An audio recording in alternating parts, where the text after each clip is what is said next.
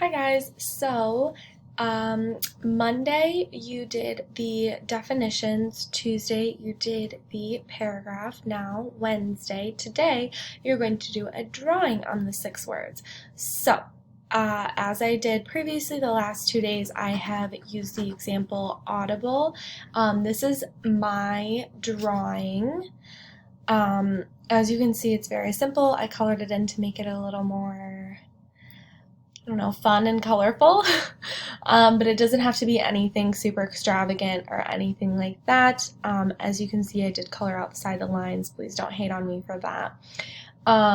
So that's basically all you're doing. You're going to want to do something like this. I did mine on a note card. It's actually right behind me. I did mine on just a note card. So whatever you choose, it can be a stick figure, it does not matter to me.